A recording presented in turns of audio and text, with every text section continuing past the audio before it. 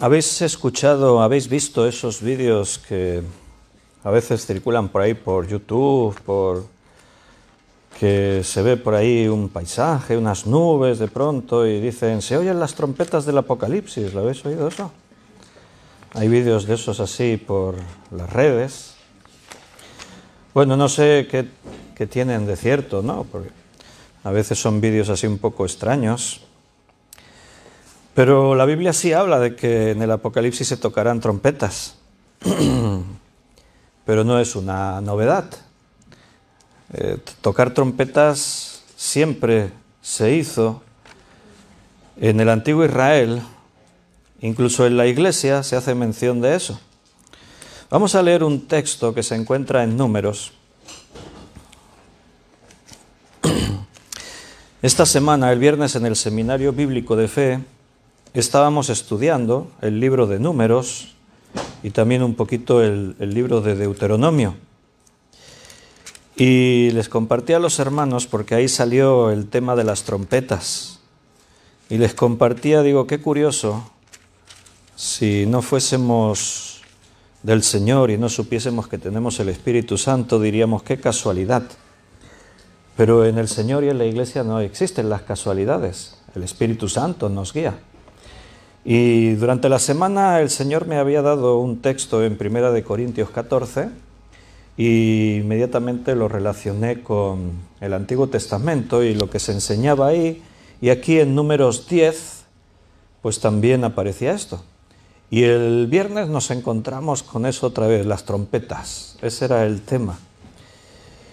Y vamos a comenzar primero en ese pasaje de Números capítulo 10.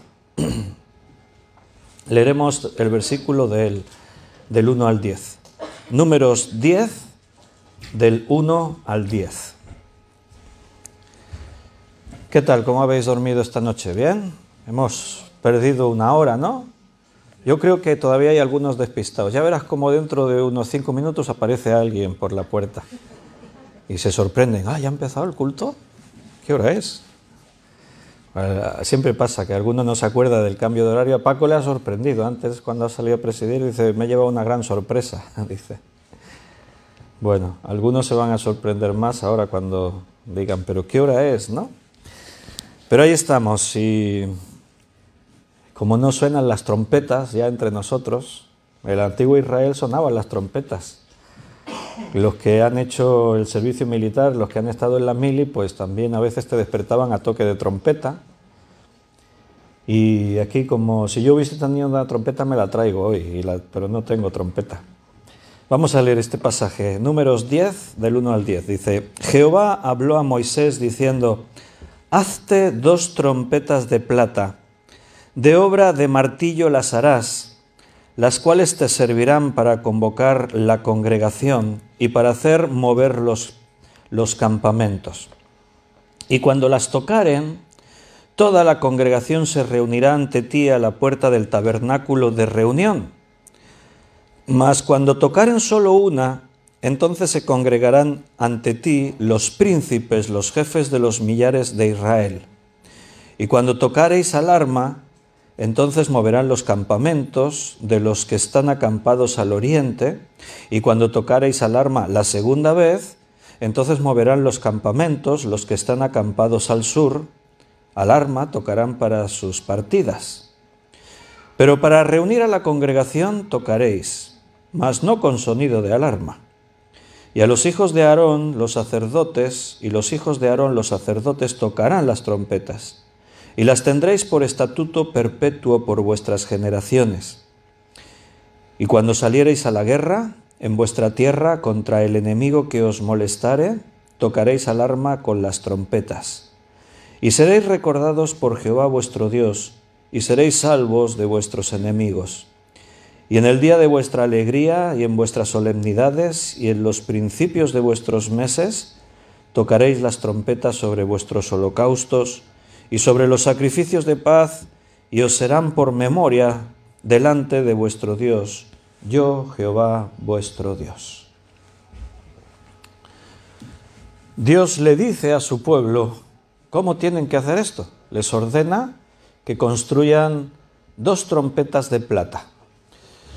Las trompetas, según algunos escritos históricos y alguna muestra arqueológica, pues resulta que tenían una apariencia, era como una trompeta larga, de unos entre 45 y 60 centímetros de largo. El hecho de que fuera de plata tiene que ver mucho con el sonido. La trompeta produce un sonido estridente, un sonido claro, nítido, un sonido que alcanza en la distancia. Entonces Dios está mostrándole esto al pueblo por una cuestión muy práctica. No había teléfonos móviles en ese tiempo, ni internet, no había megafonía, no se podía coger un micrófono y desde unos altavoces o unos megáfonos pues llamar al pueblo para una reunión, para que se pongan en marcha y partan hacia donde Dios les muestra. Entonces era una cuestión práctica que el Señor le enseña a su pueblo y que la gran mayoría de ejércitos, de pueblos y el mismo Israel, como Dios les dijo, esto será por todas vuestras generaciones, por tiempo perpetuo, pues ellos van a estar utilizando siempre como un medio para poderle comunicar al pueblo un mensaje, para que el pueblo escuche la trompeta y sepan lo que tienen que hacer. Sin perder, después vamos a volver aquí a Números, pero quiero que leamos un versículo en 1 Corintios 14, 8.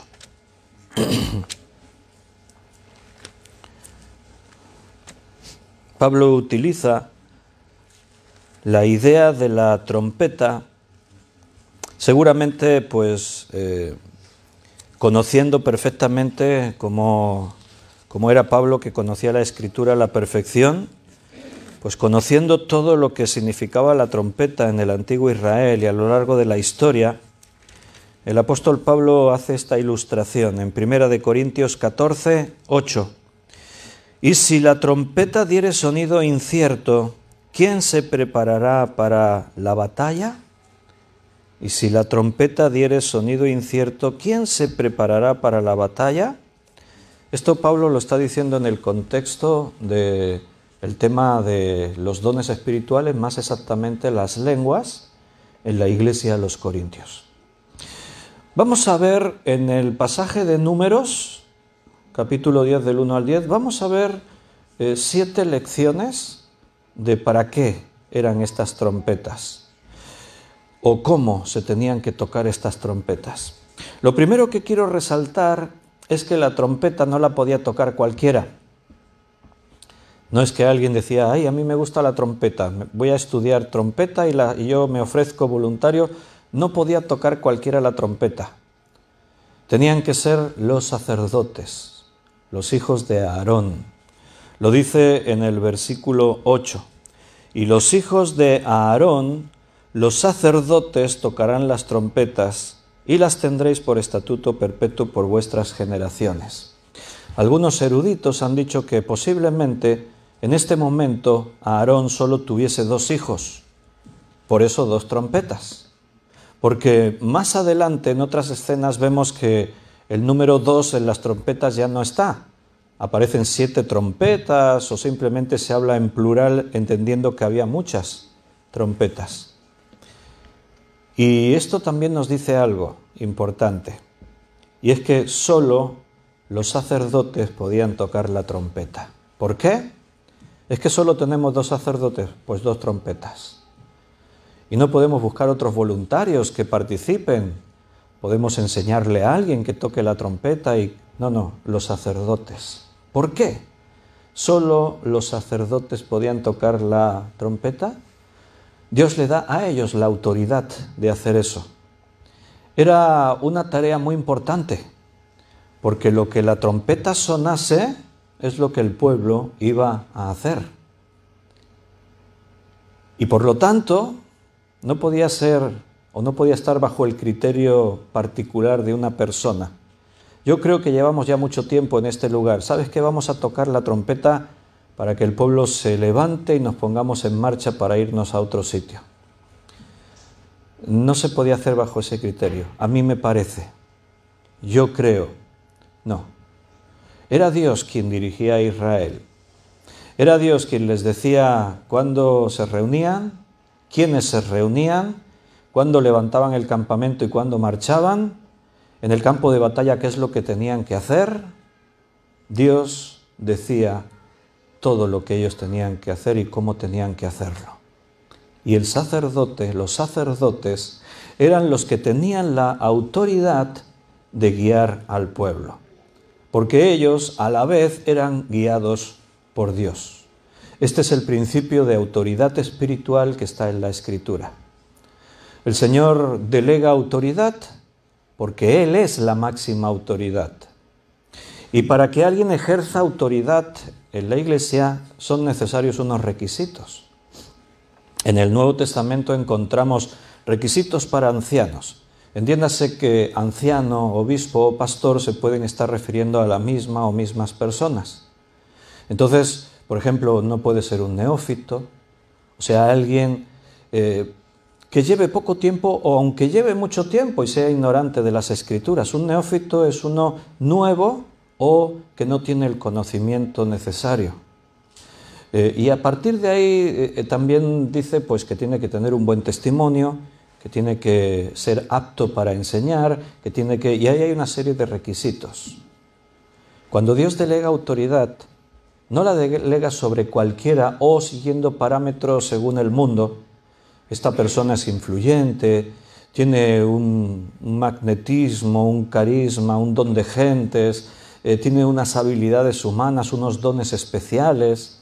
Imagínate que ahí en el campamento de Israel había un Louis Armstrong. ¿Sabéis quién era Louis Armstrong, no? Un virtuoso de la trompeta que ya debió morir ¿no? Porque era de otras épocas.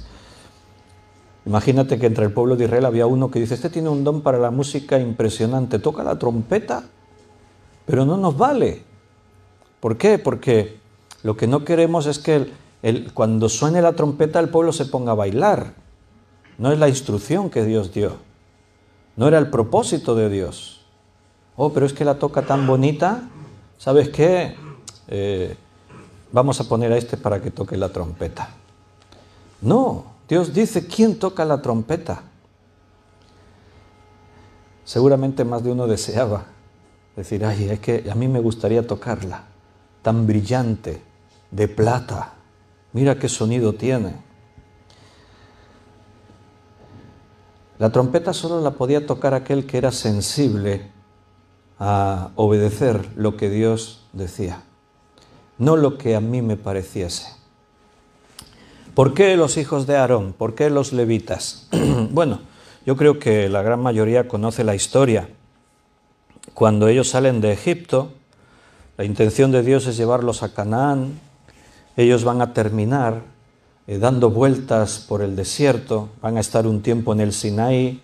Después del Sinaí, aquí precisamente, justo en este momento, en el capítulo 14 y versículo 11, ellos se van a poner en marcha, van a abandonar el Sinaí y van a comenzar su viaje hasta llegar a las puertas de Canaán, a este lado del Jordán. Y en un momento de esos históricos, cuando ellos llegan al pie del Sinaí y Moisés sube al monte, porque Dios le indica que vaya al monte, y él sube a la montaña y él está bajo la gloria de la nube, la presencia de Dios, allí va a recibir las tablas de la ley y todas las instrucciones que Dios le dio.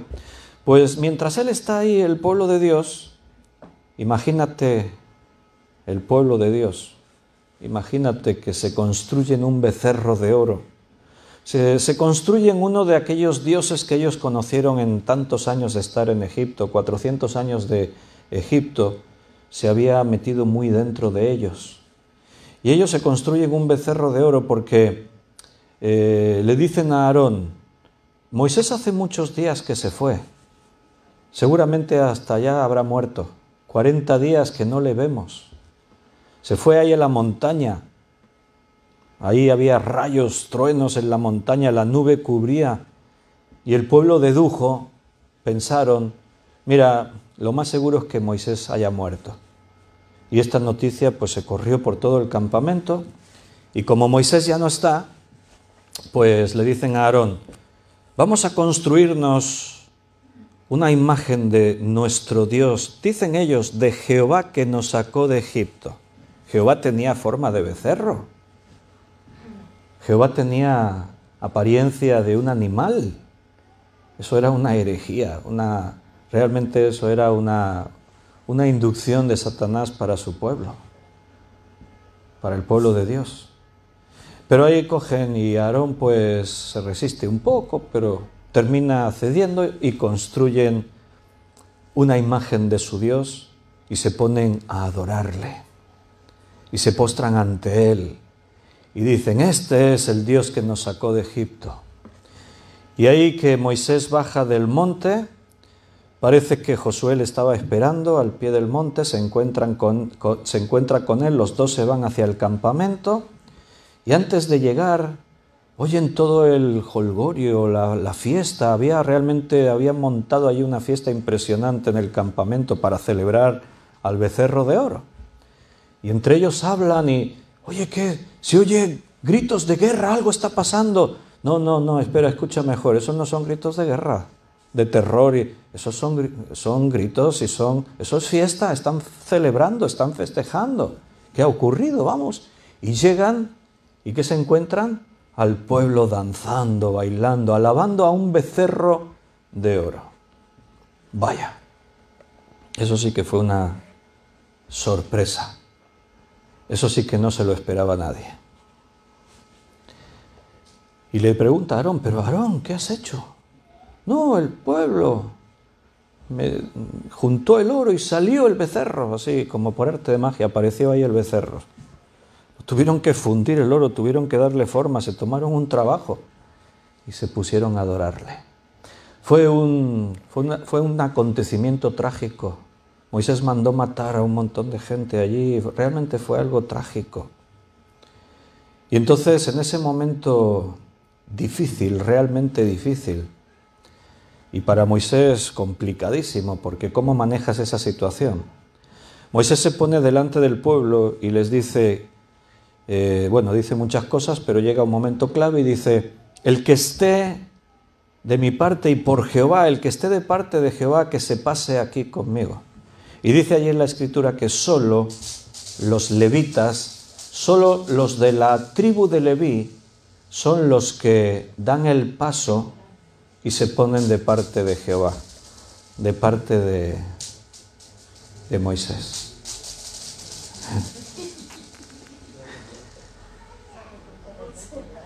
Me río y la gente, porque los de internet no saben que es que por ahí a alguien se le rompió el collar de perlas de Mallorca y han rodado todas por ahí por el suelo. Se ha oído clac, clac, clac, han ido cayendo ahí. Bueno, no son perlas, son cuentas. Lo digo porque algunos ya están abriendo los ojos. Perlas, no hay perlas de gran precio. Bueno, todavía quedaba alguna por ahí. Después tened cuidado, no las piséis, a ver si alguien se va a descalabrar por ahí pisando una cuenta de esas.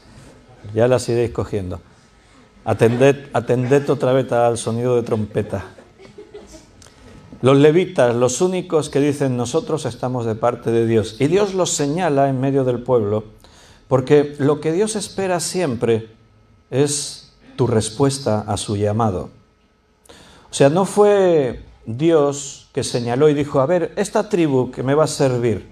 No, Dios lanza la oferta, el llamado. ¿Quién está de mi parte? Y ahí queda todo en suspenso. A ver, ¿quién va a responder?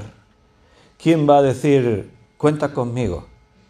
En ese momento era realmente un paso de fe, porque todo el pueblo acaban de decir, el becerro es nuestro Dios. Desmarcarse de eso es ponerte en evidencia, es quedar expuesto a lo que los demás digan de ti, a las acciones que puedan tomar y represalias contra ti. O sea, no fue fácil decir, yo estoy de parte de Dios. A veces ponerse de parte de Dios implica tener que enfrentar situaciones, hacer frente a la vergüenza, a la murmuración, a la crítica, a las amenazas. Pero ellos dijeron, estamos de parte de Dios. Dios espera la respuesta. En el libro de Isaías dice el profeta que oyó al Señor decir: ¿a quién enviaré y quién irá por nosotros? O sea, Dios no señala porque tenga favoritismos. Dios no viene y dice, a ver, a este.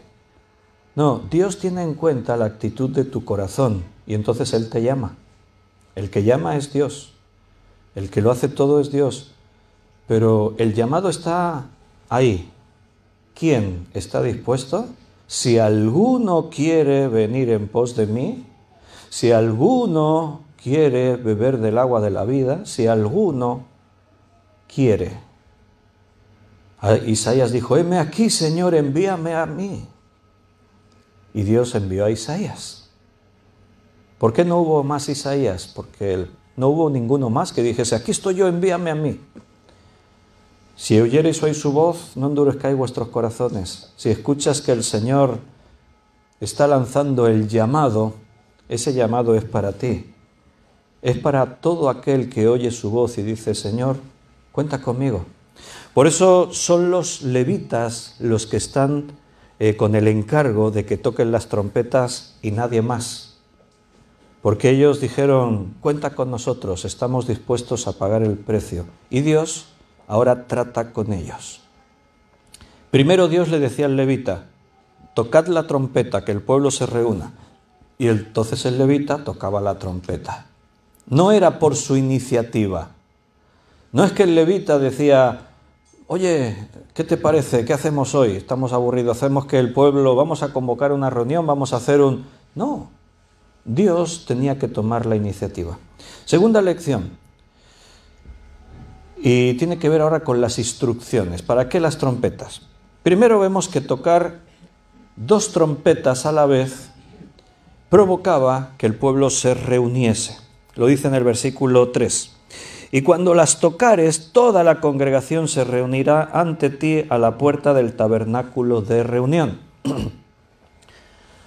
El toque de trompeta, de las 2 trompetas, convocaba a todo el pueblo a una reunión. Yo me imagino a algunos por allí, ¿no?, que oían el toque de trompeta y, oye, ¿qué ha sonado? ¿Han sonado 2 trompetas o ha sonado una? No estoy seguro.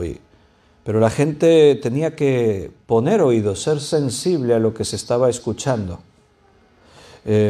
Es una seña de identidad el hecho de que los cristianos busquemos reunirnos.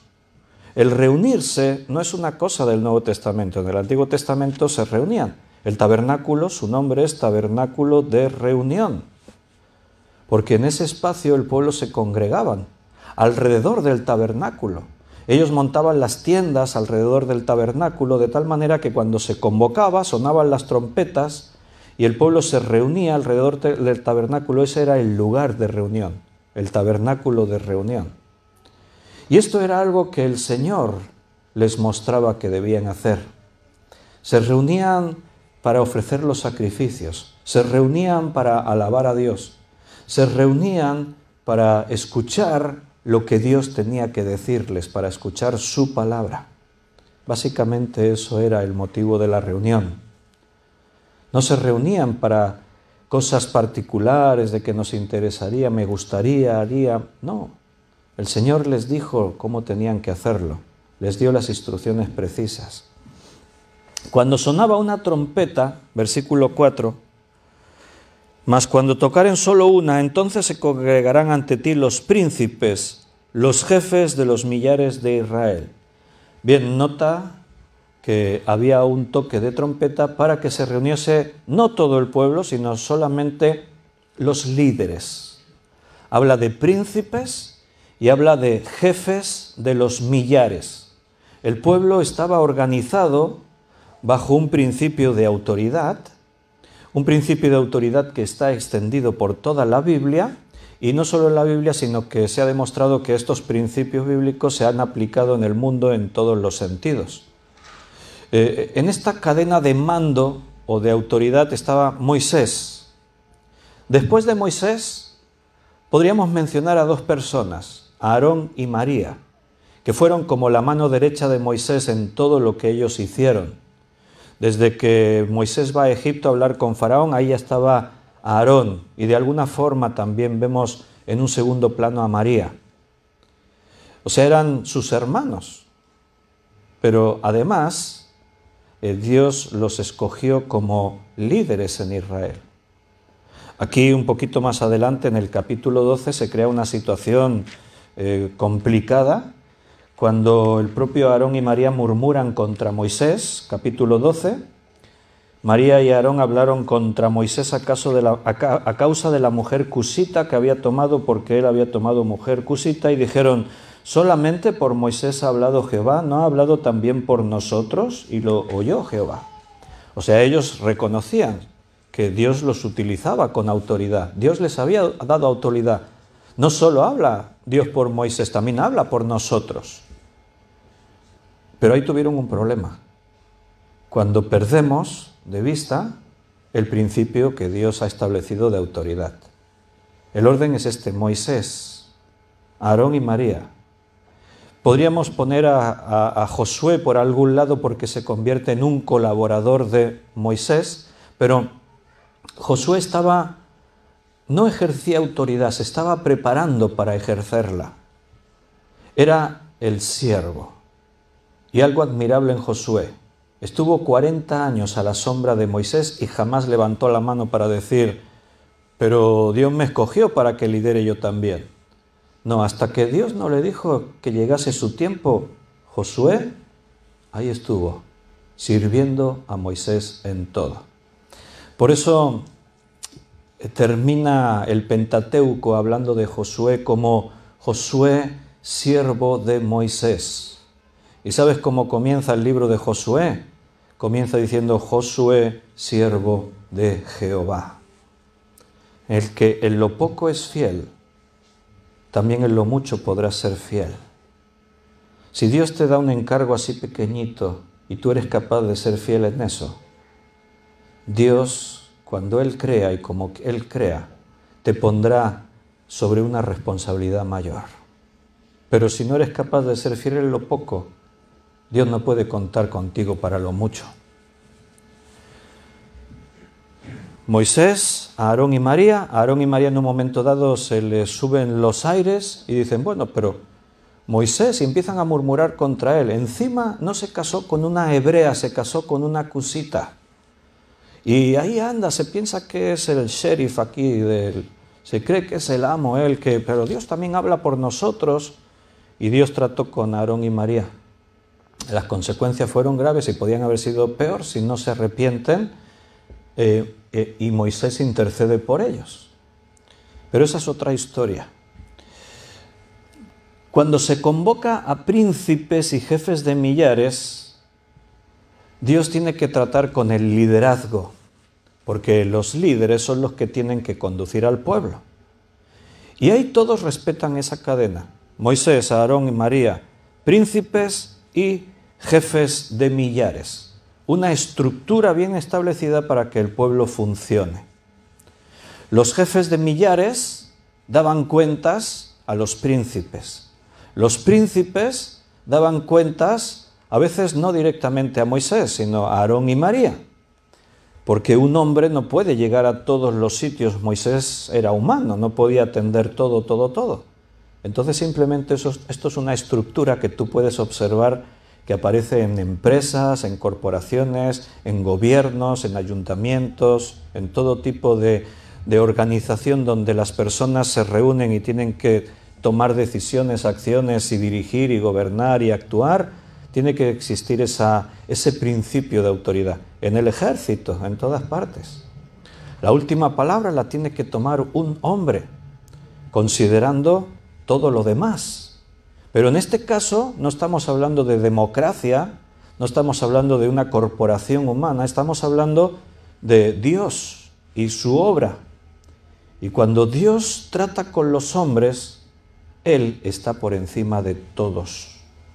Y Dios escoge a los hombres que tienen que dejarse usar por Él para que eso funcione.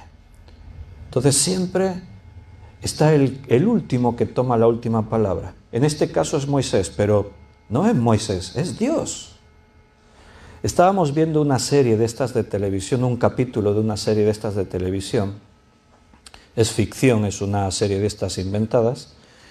Y resulta que en la serie hay una amenaza nuclear sobre una ciudad en los Estados Unidos, sobre Los Ángeles.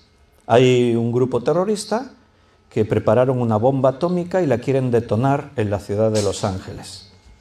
Entonces, el presidente de los Estados Unidos es la máxima autoridad en ese país. Él tiene que dirigir, él tiene que gobernar, él tiene que tomar decisiones. Hay un congreso, hay un montón de gente que están ahí, senadores, un senado, hay congresistas, hay toda esa estructura que antes decíamos. Pero el jefe en los Estados Unidos es el presidente. Es el que tiene la autoridad de decirle al ejército, de decir al Congreso, de decir a... Es el que tiene que tomar las decisiones en última instancia. Entonces, en esta película, en esta serie, resulta que, bueno, ya sabéis, ahí montan todas las tramas, ahí, y al final consiguen encontrar la bomba, no la pueden desactivar, hay que ponerlo emocionante, claro, y al final la bomba la llevan a un lugar desierto, en una avioneta, la llegan hasta un desierto y la bomba estalla en el desierto. Ya estalló la bomba. Las bajas han sido mínimas, no ha habido lo que podía haber sido una catástrofe. Ahora bien, Estados Unidos tiene que buscar a los responsables y tiene que haber represalias. Eso es una declaración de guerra. Que alguien detone una bomba y más nuclear en tu territorio es una declaración de guerra. Entonces aparecen unas pruebas que implican a 3 países musulmanes, a 3 países de Oriente, detrás de esa bomba. ¿Vale? Entonces, inmediatamente las pruebas se comprueban y son auténticas, no hay duda. Así que el presidente de los Estados Unidos tiene la obligación de comenzar una acción militar contra esos 3 países. Tiene que haber una acción de guerra. Y ahí entra la trama. Hay un agente de estos, de una organización, un agente federal o no sé lo que sospecha que las pruebas son falsas. Y él cree que esas 3 naciones en realidad no están detrás del atentado. Que es gente con intereses que han fabricado esas pruebas para que Estados Unidos entre en guerra con esos 3 países y ahí hay intereses económicos, precio de petróleo, etcétera, etcétera, etcétera. Entonces el presidente, que conoce a este agente secreto, le dice, hablan y el presidente le cree. Pero ahora su gabinete le presiona al presidente porque tenemos que actuar ya. Cuanto más rápido mejor porque es el factor sorpresa.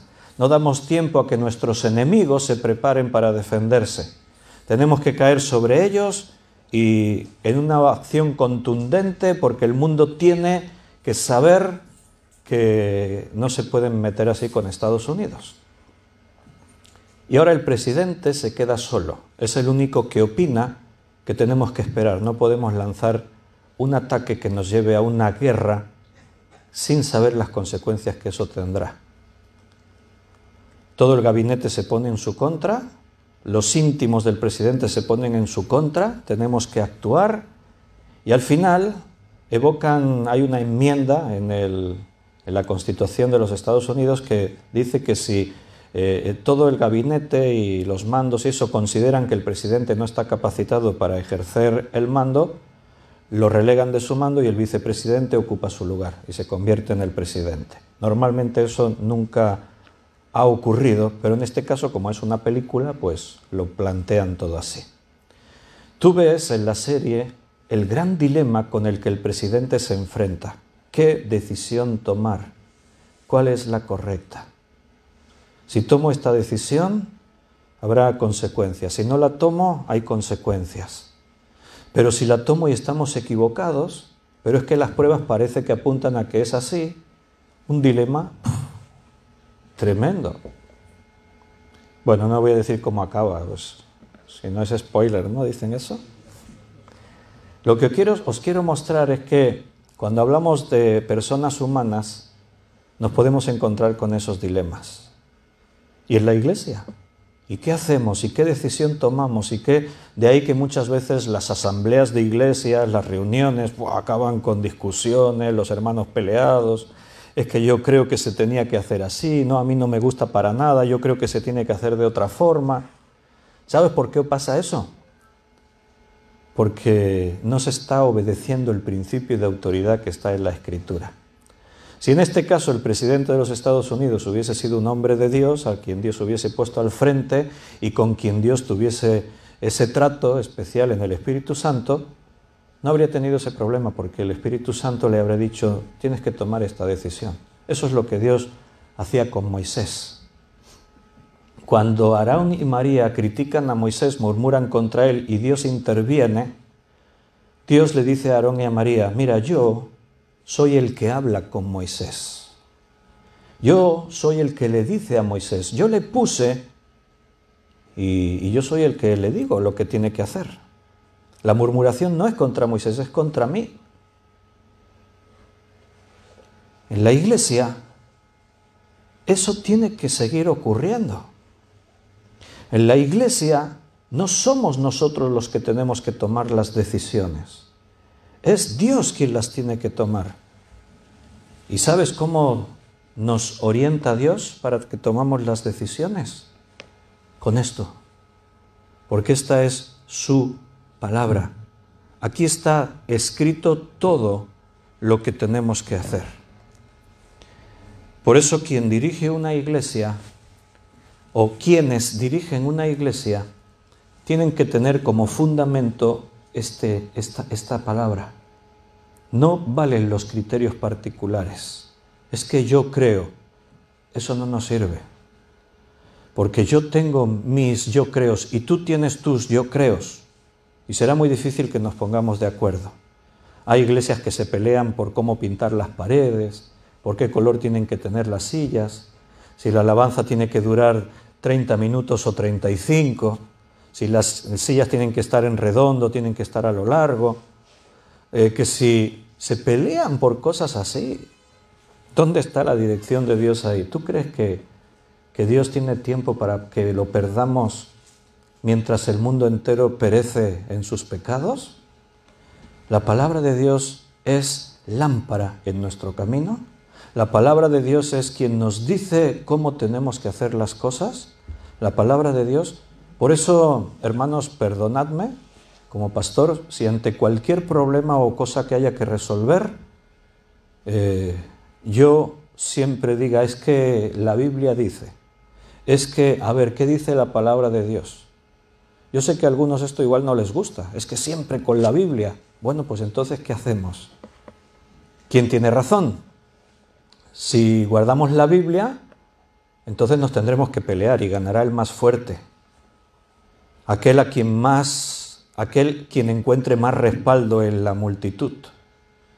Ganará el que tenga más apoyo, pero no ganará Dios. No será el criterio de Dios, será el criterio de los hombres. Y en la Biblia normalmente las multitudes nunca tenían razón. Las multitudes se equivocaban, porque muchos son los que van por el camino ancho y no son sensibles a escuchar la voz de Dios. Cuando toque solo una trompeta, se reunirán los líderes. ¿Por qué reunía Dios a los líderes? Porque tenía que tratar con ellos. Porque ellos después tendrían que tratar con el pueblo. Y eso nunca es fácil. Ejercer autoridad en la iglesia jamás es fácil, nunca. Porque cuando Moisés tomaba una decisión, había 2 o 3 que decían amén, si eso es lo que Dios quiere. Pero la gran mayoría decían, pero es que a mí no me gusta eso, yo no estoy de acuerdo, es que estamos cansados del maná, todos los días maná, queremos carne. Es que con lo rico que comíamos en Egipto, para eso nos sacó Moisés, para eso nos trajo a este desierto, para matarnos de hambre aquí. Y se quejaban, es que qué calor que hace de día y qué frío hace por la noche. Y ahora unas serpientes que hay aquí que nos pican y nos matan y no sé qué. Pero es que no tenían que estar ahí. Dios nos los sacó de Egipto para dejarlos en un desierto. Estaban ahí porque ellos no quisieron obedecer al mandato de Dios. Fue Moisés quien les dice al pueblo: no, pero vamos a entrar a Canaán y la conquistaremos. Dios ha dicho que nos da esa tierra. Y el pueblo dijo: no, porque es una tierra que traga a sus moradores. Es una tierra de gigantes, de fortalezas. Es una tierra en la que moriremos si entramos. Y Moisés les decía: no, vamos y entremos y conquistemos. Y el pueblo decía: no, no vamos. Pero después, ¿a quién culpaban? A Moisés, que nos sacó de Egipto para matarnos aquí en este desierto. Qué curioso, ¿no? Cuarta cosa, toque de avance. Versículos 5 y 6. Cuando tocareis alarma, entonces moverán los campamentos de los que están acampados al oriente. Y cuando tocareis alarma la segunda vez, entonces moverán los campamentos los que están acampados al sur. Alarma tocarán para sus partidas. O sea, el toque de alarma en este sentido era para partir. Era un toque para salir. Se pondrán en marcha. Hay que levantarse y hay que moverse. Dios nos dice para dónde tenemos que ir. Ya que no habéis querido venir a Canaán, dejadme que os guíe por este desierto inhóspito. Es lo que Dios hace, porque Dios es un Dios de misericordia. Aún en nuestra rebelión y en nuestros pecados, Él permanece fiel. Y Él, aún en nuestra limitación de todo lo que solamente yo veo, ahí aún Dios trata de orientarme. Y el toque de trompeta servía también para decirle a Israel cuándo tenían que ponerse en marcha y hacia dónde tenían que ir. En este momento, las trompetas sonaron, a partir del versículo 11. Y el pueblo se levantó el campamento y se pusieron en marcha para ir otra vez hacia Canaán, el segundo intento. Han pasado 40 años y vamos a intentarlo otra vez. ¿Conseguiremos que Israel entre a recibir el regalo que Dios tiene para ellos? Esa tierra que Dios le prometió a Abraham: yo te daré una tierra para que tu descendencia se establezca como nación. ¿Conseguirán llegar a esa tierra donde hay riqueza, donde la tierra fluye leche y miel? Segundo intento. Las trompetas suenan.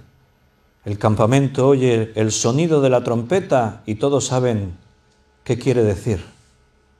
¿Has escuchado? Sí, nos tenemos que poner en marcha. Recogedlo todo, rápido. Todo se recogía por orden. Primero los campamentos del norte, después los campamentos del sur. La marcha era organizada. No había caos, no había improvisación. Tenemos que hacerlo así, iban en orden. El pueblo ha escuchado el toque de trompeta. La pregunta siempre sería: ¿obedecerán el toque de trompeta? Era incertidumbre, porque el pueblo había demostrado que era un pueblo desobediente. No siempre estaban dispuestos a obedecer cuando escuchaban el sonido de la trompeta. ¿Obedecerán esta vez? Vamos hacia Canaán. ¿Qué ha cambiado en Canaán? Nada. Canaán sigue siendo la misma.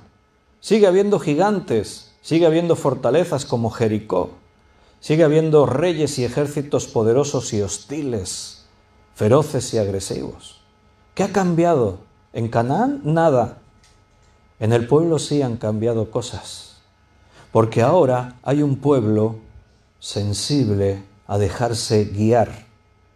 Ahora hay un pueblo, una nueva generación, a los que se les ha ido enseñando durante 40 años para que sepan decir: vale, si Dios lo dice, lo hacemos. No son perfectos, Todavía estamos ahí con rencillas, con luchas, pero Dios ha ido tratando con ellos. Ha habido reuniones con todo el pueblo, ha habido reuniones con los líderes de Israel, han tenido que aprender de los errores, han tenido que aprender sobre la marcha a confiar en Dios, a saber que si Dios nos puede librar de estos ejércitos es por su fuerza, que si tenemos peligros como las serpientes ardientes, Dios nos libra por su poder. Solo tenemos que creer en Él. Ha sido un proceso largo, 40 años de aprendizaje, pero ellos ahora están preparados para escuchar la trompeta y obedecer lo que Dios les dice. Es tiempo de entrar a Canaán y el pueblo está ahora dispuesto. Vamos a obedecer el sonido de la trompeta. Dios les da una instrucción para cuando ellos tengan que enfrentar los momentos difíciles, cuando ya estén en Canaán. En el versículo 9 tenemos la quinta enseñanza: cuando salieres a la guerra en vuestra tierra contra el enemigo que os molestare, tocaréis alarma con las trompetas y seréis recordados por Jehová vuestro Dios y seréis salvos de vuestros enemigos. Cuando estéis en vuestra propia tierra y tengáis que hacer guerra contra el opresor, escucharéis el sonido de la trompeta y entonces actuaréis, obedeceréis. Y vemos que ellos habían aprendido esta lección, porque lo primero que vemos cuando entran en Canaán es que tienen que conquistar una fortaleza inexpugnable, tremenda, con unas murallas altísimas, en fin, Jericó. ¿Y cómo conquistaron Jericó? Dando vueltas y tocando trompetas. Ellos tocaron las trompetas y las murallas de Jericó cayeron. Eso es lo que nos cuenta la historia. Obedecieron lo que Dios les estaba diciendo. Dios les dijo: hacedlo así, id cada día y dais una vuelta y volvéis a Gilgal, al campamento.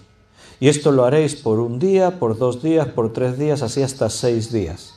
Y el 7º día iréis, volveréis, pero en este caso daréis 7 vueltas alrededor de la ciudad. Y al final de la última vuelta, los sacerdotes, no cualquiera, los sacerdotes tocarán las trompetas y las murallas caerán. Y entraréis y tomaréis la ciudad. Y efectivamente, tal como Dios dijo, ellos obedecieron y ocurrió. Si obedeces, siempre ocurrirá lo que Dios dijo. Si eres sensible a escuchar su voz, si oyes el toque de trompeta y no lo cuestionas, sino que lo obedeces, el resultado siempre será el que Dios tenía previsto. Dios hará lo que Él decidió, lo que Él escogió. Versículo 10, sexta enseñanza: y en el día de vuestra alegría y en vuestras solemnidades y en los principios de vuestros meses tocaréis las trompetas sobre vuestros holocaustos y sobre los sacrificios de paz. 2 enseñanzas aquí. La sexta, en la alabanza tocaréis las trompetas, en la alegría, en los momentos solemnes, cuando os presentéis delante de Dios, cuando estéis agradecidos, cuando haya alabanza y regocijo. Y después vemos en los salmos, ahí aparecen las trompetas, el sonido de la trompeta. La palabra de Dios no solamente viene para mandar y haz esto, haz esto, haz esto. Todo lo que hace esto es para nuestro bien. Todos estos toques de trompeta era para que la bendición estuviese sobre su pueblo. Y cuando el pueblo se regocije en vuestra alegría, dice, y en vuestra solemnidad, tocad la trompeta. Pero también dice algo más, la 7ª enseñanza aquí. Dice, en los holocaustos y en los sacrificios, tocad la trompeta. ¿Y a dónde nos lleva el holocausto y el sacrificio? A Cristo. El holocausto en el Antiguo Testamento era el animal que se sacrificaba y que se consumía totalmente, se quemaba totalmente, porque Cristo se ofreció por nosotros totalmente. Se entregó por nosotros hasta la última gota de su vida, hasta todo lo que Él era. Y todos estos holocaustos del Antiguo Testamento estaban anunciando lo que ocurriría, lo que Cristo haría un día. Ahora dice, cuando toquéis la trompeta también en vuestros holocaustos, hay que proclamar lo que Cristo ha hecho por nosotros. Hay que tener memoria de lo que Él hace en nuestras vidas, del amor que Él tiene con nosotros. Leímos en 1 Corintios 14:8 que si la trompeta diere sonido incierto, ¿cómo nos prepararemos? ¿Qué haremos? El sonido de la trompeta tiene que ser claro, nítido Sin ninguna duda, yo cuando escuche la trompeta tengo que saber lo que me está diciendo, hacia dónde me está dirigiendo, qué es lo que me está pidiendo que haga. Cuando yo escuche el toque de trompeta tengo que tener la certeza. Si la trompeta diere sonido incierto, ¿cómo actuaremos si no sabemos qué tenemos que hacer? ¿Quién se preparará para la batalla?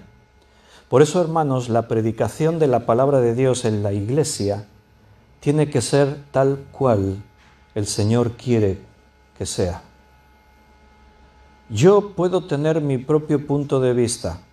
Yo puedo tener mis creatividades. Yo puedo tener mis ideas creativas y mi forma de ver y cosas para entretener a la iglesia. Yo puedo tomar la dirección de hacer de la iglesia un lugar de entretenimiento, o yo puedo obedecer a Dios y hacer que la iglesia sea un lugar de santidad, de obediencia, de predicación de la palabra, de buscar el objetivo de servir, obedecer a Dios, hacer su voluntad, dejarnos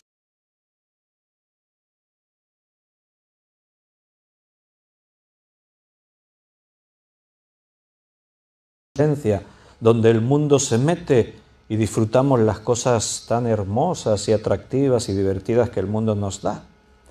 Pero la iglesia ha sido llamada a influenciar al mundo, no el mundo a la iglesia.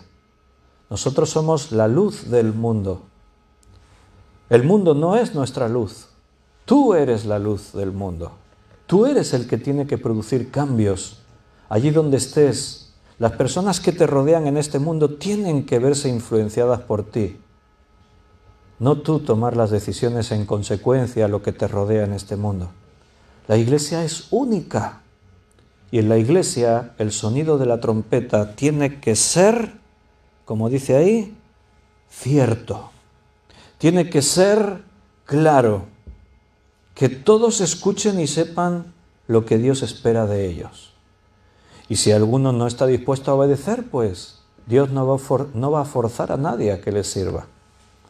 Y si todos callan, pues Dios, si hace falta, levantará piedras para que clamen. Ni tú ni yo somos imprescindibles. Somos privilegiados porque Dios cuenta con nosotros y nos ha hecho sus colaboradores.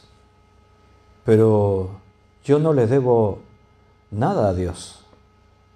Perdón, Dios no, al revés lo que he dicho. Me cruzaron las ideas. Dios no nos debe nada a nosotros. Yo a Él sí le debo todo, claro. Pero Él a mí no me tiene que dar explicaciones. Yo a Él no le puedo reclamar nada. Yo no le puedo decir, oh, es que tú me tienes que dar, es que tú dijiste, es que tú... No. Dios me lo ha dado todo. Dio a su único Hijo por mí para que yo viva. Dios en su paciencia me ha esperado millones de veces a que yo me diese cuenta de mis tonterías y rectificase y dijese, ay, perdóname, ayúdame a ser mejor. Dios siempre ha estado ahí en absoluta santidad porque Él es perfecto. Y Él cuenta con nosotros. No estás ahí por obligación, es un privilegio estar ahí. Pero solo podemos hacer las cosas a la manera de Dios, no a nuestra manera. Si no, simplemente Dios prescindirá de ti. Dios me apartará a un lado. El sonido no puede ser incierto y los corintios daban sonidos inciertos. Buscaban los dones, las lenguas, esto, lo otro, cosas sorprendentes en la iglesia, que parezca que estamos en un milagro constante, las cosas que a ellos les gustaban, lo misterioso, siempre andaban por ahí. Y Pablo viene y pone orden y dice, no, pero así no puede ser. El sonido de trompeta tiene que ser claro, la gente tiene que saber lo que Dios dice, lo que Dios nos manda. ¿Quieres un ejemplo? Mira, libro de Hechos, capítulo 20. Hechos 20, versículo del 17 en adelante. Hechos 20, versículo 17.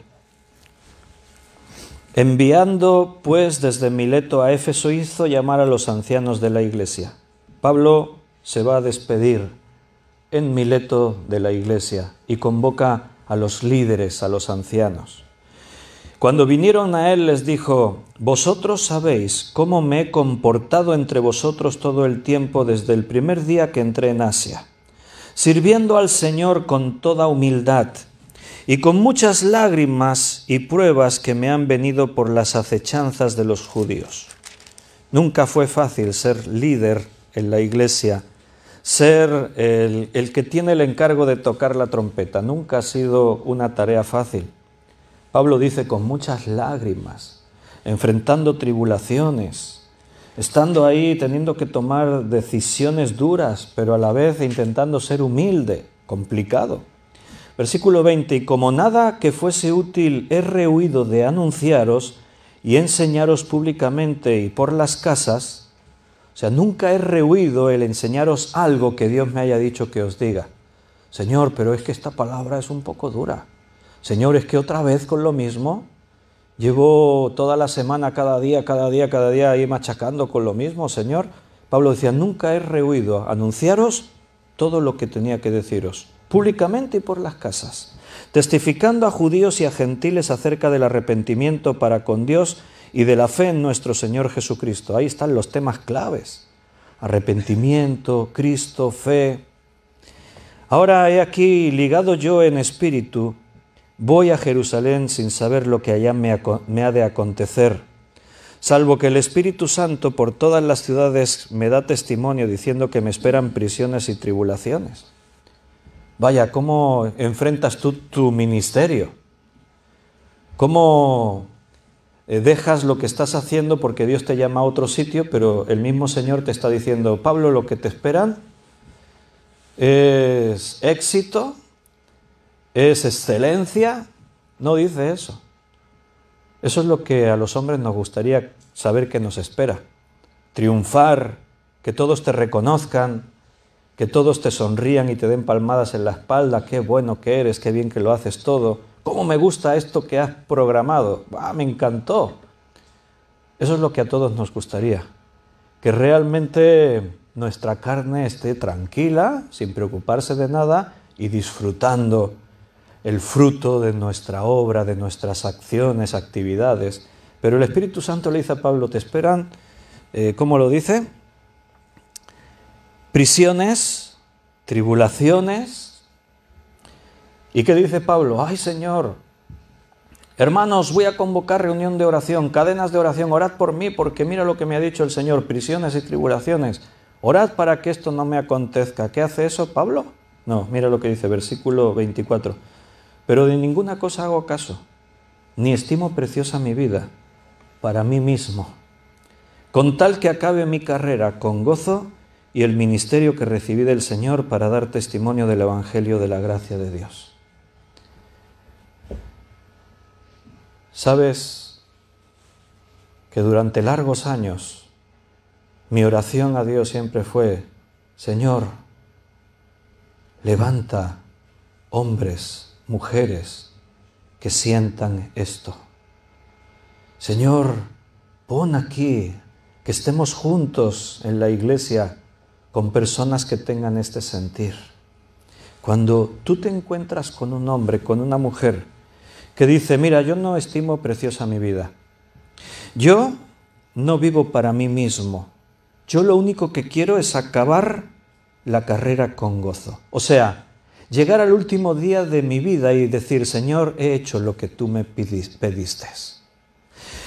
Personas que digan que lo que yo recibí del Señor, eso es lo que busco. El ministerio que recibí del Señor para dar testimonio del Evangelio de gracia a Dios, eso es lo que el mundo necesita, eso es lo que necesitamos en la iglesia.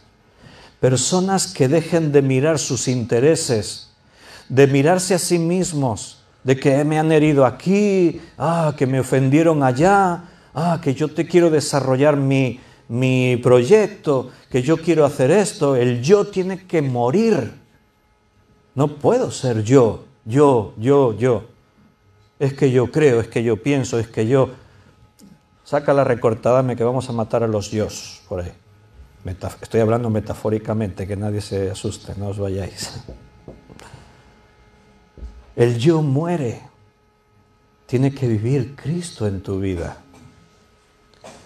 Yo quiero ser como Pablo y yo quiero tener colaboradores como Pablo, que puedan decir así: no estimo preciosa mi vida para mí mismo, lo que quiero es terminar mi tiempo en este mundo con gozo, sabiendo que hice lo que Dios me pedía que hiciese, no agradando a los hombres, sino a Dios. Versículo 25. Y ahora he aquí, yo sé que ninguno de todos vosotros, entre quienes he pasado predicando el reino de Dios, verá más mi rostro. Es una despedida triste en la carne. Pablo dice: no nos vamos a volver a ver. ¡Wow! Una persona tan querida, ¿no? Cuando amas a tu hermano y tu hermano te dice: me tengo que ir y no nos volveremos a ver más en este mundo. Era un momento muy entrañable, era un momento muy especial. Pero mira lo que dice Pablo: por tanto yo os protesto en el día de hoy, que estoy limpio de la sangre de todos, porque no he rehusado anunciaros todo el consejo de Dios. El predicador, el pastor que puede ponerse delante de la congregación y decir: mira, me podréis acusar de lo que queráis, de que si fui muy duro predicando, que si siempre machacaba en esto, que si siempre intentaba, pero que no me podáis decir jamás que no os lo había dicho. Que nadie pueda decir nunca: oh, es que mira dónde me encuentro, y la culpa es del pastor que nunca me advirtió. Yo me creía ahí que los cielos me iban a recibir con bombo y platillo, y resulta que ahora el Señor me está diciendo: apártate que no te conozco. Pero es que en mi iglesia no me dijeron que podía pasar eso. Es que a mí nunca me advirtieron que no tenía que seguir la excelencia de los hombres ni hacer realidad mis sueños, sino obedecer y servir a Dios. Nunca me dijeron eso. Es que la palabra siempre era muy light. Siempre era: bueno, haz lo que puedas, ven cuando quieras, no te esfuerces más de lo que te apetezca. Pablo dice: nunca podréis decir que yo hablé así. Os dije todo el consejo de Dios, todo lo que Dios quería que os dijese. Por tanto, mirad por vosotros y por todo el rebaño en el que el Espíritu Santo os ha puesto por líderes, para apacentar la iglesia del Señor, la cual Él ganó por su propia sangre. No olvidéis, Pablo se va, ya no va a estar el hombre al que Dios dijo: este es el que manda, porque yo le digo lo que tiene que decir. Ahora me voy. No os olvidéis, los que os quedáis al frente, que la iglesia es del Señor, no es vuestra. Cristo la compró con su propia sangre. Nunca te olvides de eso. Los pastores y líderes en las iglesias nunca pueden quitar ni un segundo de sus conciencias que la iglesia no les pertenece. La iglesia es propiedad de Cristo. Yo solamente soy uno al quien Dios usa como quiera. La iglesia es suya, no lo olvidéis, porque yo sé que después de mi partida entrarán en medio de vosotros lobos rapaces que no perdonarán al rebaño, y que de vosotros mismos se levantarán hombres que hablen cosas perversas para arrastrar tras sí a los discípulos. Pablo dice: yo lo sé. ¿Cómo lo sabe Pablo? Porque Dios se lo ha revelado. Él sabe que cuando no haya una autoridad bíblica en la iglesia, cuando no haya un hombre dependiente de Dios en la iglesia irá de aquí para allá. Se abrirán las puertas a la caza, los lobos entrarán a cazar ovejas, la iglesia se volverá vulnerable.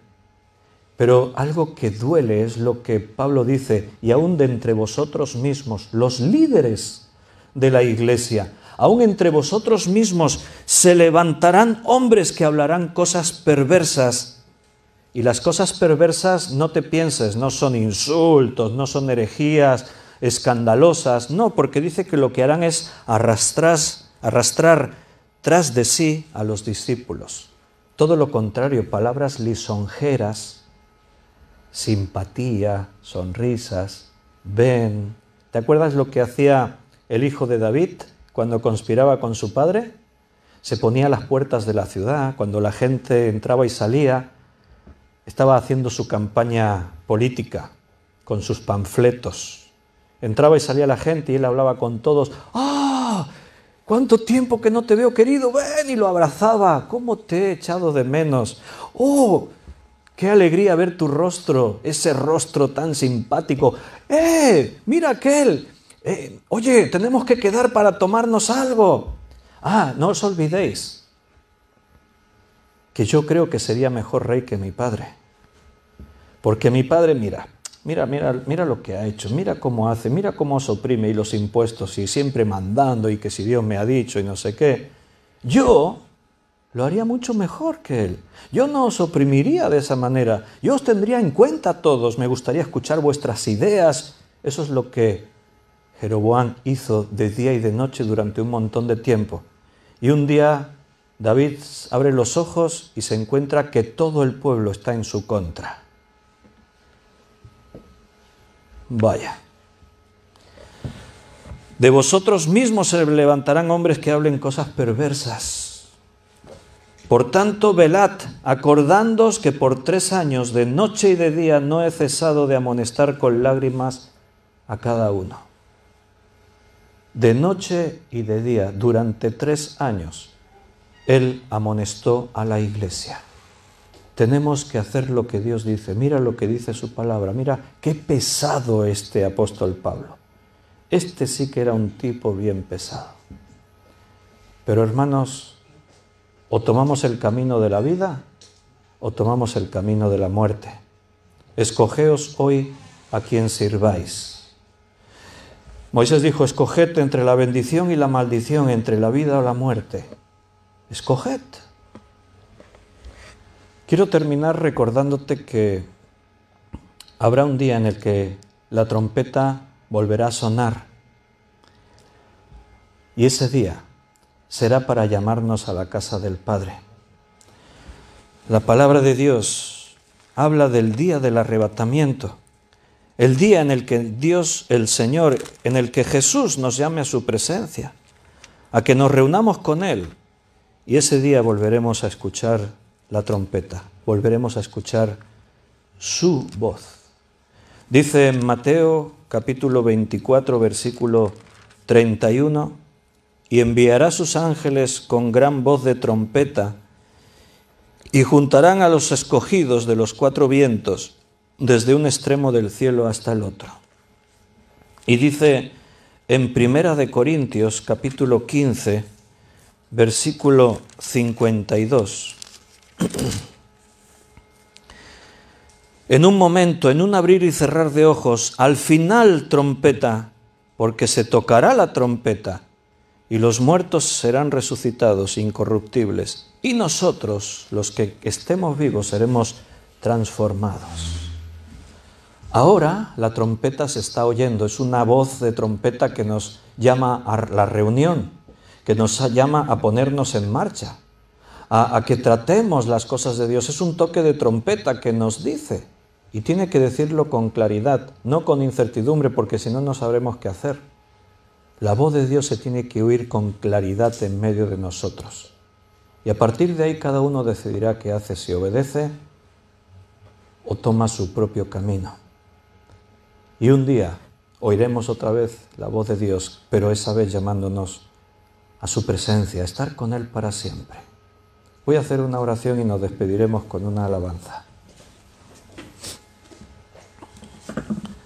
Señor, gracias por tu palabra. Gracias por tratar con nosotros siempre. Gracias, Señor, porque siempre está ese sonido de tu voz. Porque tú jamás nos dejas de tu mano. Tú tienes para nosotros todo preparado en nuestras vidas. Y todo lo que tú has preparado es perfecto. Es lo mejor y lo más necesario. Perdónanos porque no siempre hemos sido capaces de escuchar el sonido de la trompeta. Perdónanos porque si alguna vez tocamos sonido incierto, porque la debilidad de nuestra carne lo queríamos hacer de una forma u otra o para agradar a los hombres, perdónanos también, Señor.